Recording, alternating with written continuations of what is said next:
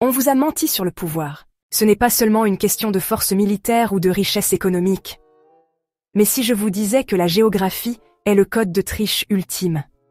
Et si la montée et la chute des empires étaient déjà écrites sur la carte? Aujourd'hui, nous plongeons dans les forces cachées de la géopolitique et de la géostratégie, le vrai plateau de jeu qui façonne notre monde. Bon, décortiquons ça. Géopolitique et géostratégie peuvent sembler des termes tirés tout droit d'un manuel de théoricien du complot, mais ce sont en fait les ingrédients secrets qui expliquent comment les nations gagnent le pouvoir, le conservent et parfois ruinent tout.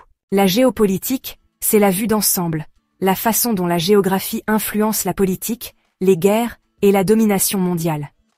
C'est pourquoi les empires se lèvent, pourquoi les guerres éclatent, et pourquoi certains pays semblent destinés au succès tandis que d'autres peinent. Des penseurs comme Alfred Mackinder et Nicholas Spykman se sont disputés pour savoir si les cœurs de terre enclavés ou les régions côtières étaient les vraies clés du pouvoir.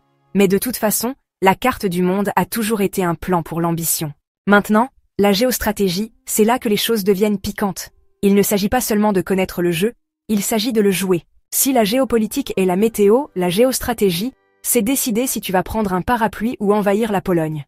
Mauvaise idée, historiquement parlant. La guerre froide, ce n'était pas seulement un affrontement géopolitique. C'était une masterclass en géostratégie. Les États-Unis jouaient aux échecs avec l'OTAN et les politiques économiques, tandis que l'Union soviétique essayait de contrer avec l'expansion. Si on avance rapidement, les exemples modernes sont tout aussi intenses. L'initiative Belt and Road de la Chine, la logique géopolitique rencontre l'exécution géostratégique. La Russie qui envahit l'Ukraine, un mélange de griefs historiques, de contrôle des ressources et, soyons honnêtes, d'une stratégie profondément discutable. Bien sûr, la géopolitique n'est pas infaillible. Les hypothèses peuvent être fausses, les plans peuvent se retourner contre nous, et parfois, aucune stratégie ne peut corriger la simple stupidité humaine. Je pense à toi, l'aventure hivernale de Napoléon en Russie. Aujourd'hui, les choses sont encore plus complexes. Cyberguerre, changement climatique, commerce mondial, les cartes traditionnelles ne représentent plus tout le champ de bataille. Mais une chose n'a pas changé. Le pouvoir se déplace toujours le long des lignes géographiques, que ce soit par les bases militaires, les corridors économiques ou les infrastructures numériques. Alors, que nous réserve l'avenir? La géopolitique est-elle toujours le plateau de jeu ultime, ou de nouvelles forces sont-elles en train de réécrire les règles?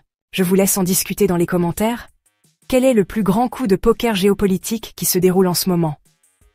Vous pouvez nous soutenir en vous abonnant si ce n'est pas déjà fait. Prenez soin de vous, prenez soin de vos proches, et je vous retrouve bientôt dans une autre vidéo.